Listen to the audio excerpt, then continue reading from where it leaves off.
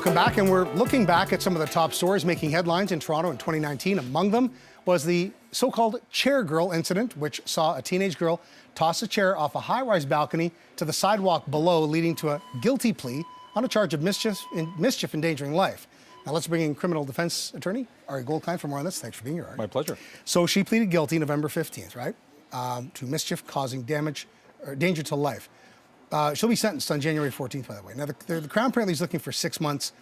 Now, will that be straight up jail or custodial sentence? What's the difference? So the Crown is, to the Crown's credit, seeking real jail for her. Not necessarily just for her, because we hope that she will never throw another chair over. It's called specific deterrence to make sure she doesn't do it again. But it's a message to the public that the Crown is trying to send about this kind of act, which some think is a joke. She might have perceived as a joke. Others say, oh, it didn't hit anybody. From the Crown's point of view, and most people watching this, we're in a city of condos.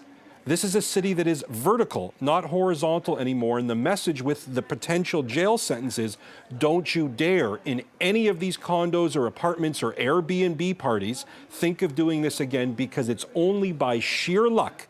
Let's emphasize this. Sheer luck that chair didn't land on somebody's head.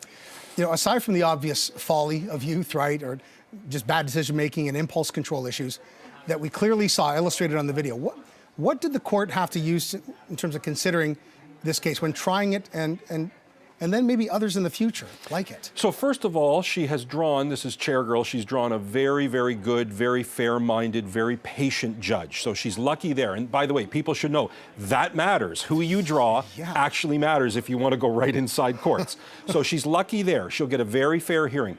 Things come down to, in this situation, the word remorse is a big one. And you'll recall she says, I was peer pressured. Well, this video has probably been shown a million times. People can make their own determination of that.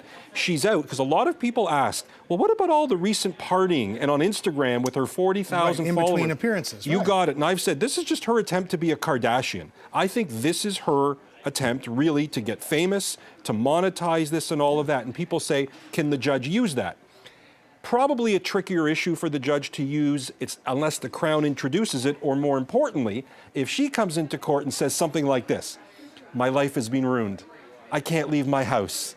I'm miserable and depressed at home. Then the Crown can very clearly say, wait a minute, Your Honor, now we want to go to the Instagram and the YouTube and all that, because remorse is a very important factor in this.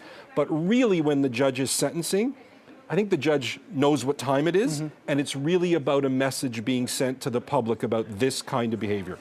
Can she still be remorseful yet monetize her, moment of fame? And because she was a so-called influencer before any of this happened. Boy, that word has no meaning if that's what we're calling this day. Yeah. Boy, oh boy, and I can tell you, the jails are filled right now. The jails are filled right now with people who have done a lot worse, who are in jail a lot longer. I can tell you that. But can she be out partying? Sure, she can live her life. There's no need to stop your life.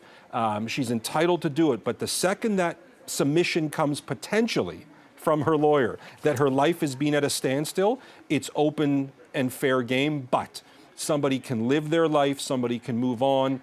Judges are very careful to say you should be locked up in your house not doing anything. Yeah, and hopefully this stands as a signal to any future knuckleheads planning to do anything even remotely like this. Sadly, a few people did similar kind of things, and it's out there. Once it's in the ether, and you're going to get caught. Right? And remember, George, just very quickly, this is a situation where the criminal law only looks at the results of certain things. It's like drinking and driving. If you don't hit somebody, you just get a fine. My concern is something a little bit further than that. Yeah. Ari, a pleasure. Thanks very much. Thank you.